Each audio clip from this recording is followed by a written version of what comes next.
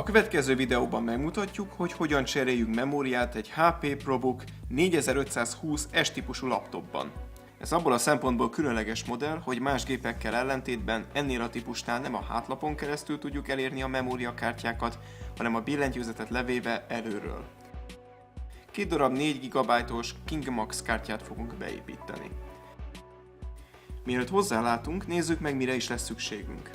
Egy 2,5 mm-es csillag és egy ugyanekkora laposfejű csavarhúzót fogunk használni.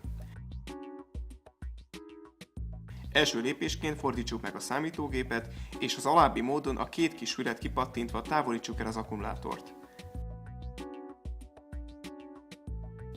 Ezt követően az aksi mögött található 3 csavar eltávolítása következik.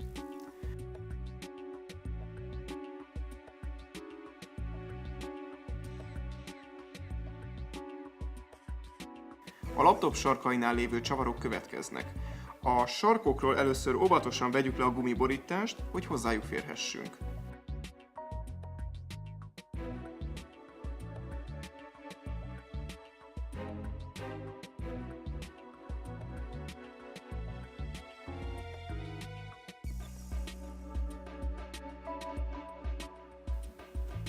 Ha ezzel végeztünk, fordítsuk meg ismét a laptopot,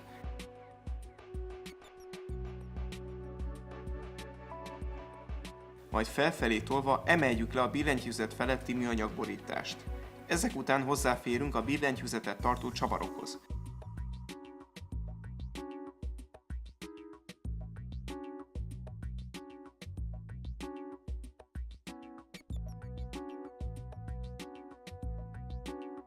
Miután a csavarokat kiszedtük, a billentyűzetet óvatosan felfelé tolva kiemelhetjük, de vigyázzunk a klaviatúrára erősített adatkábelre, nehogy megsérüljön.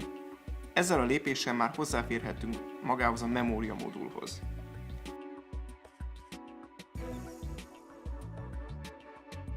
A modulokat 2 fémfülecske tartja a helyén, ezeket körömmel kipattintjuk, és a kártyát kihúzzuk.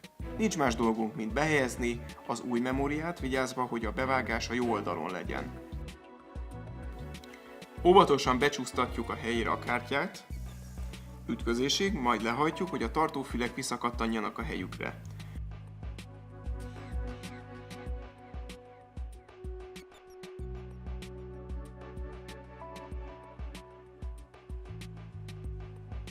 Az összeszerelés sorrendje értelemszerű.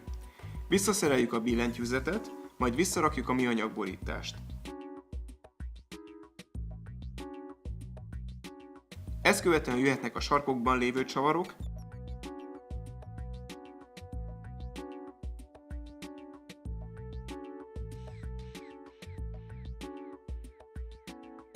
majd az akkumulátor mögöttiek.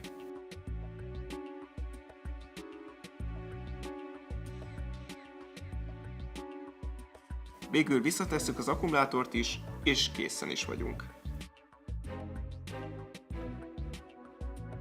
Tesztelésen meggyőződhetünk a működőképes állapotról. Javasolt egy memóriateszt elvégzése, vagy rögtön kipróbálhatjuk az operációs rendszerrel. Ha tetszett a videó, kövess minket Facebookon vagy YouTube-on.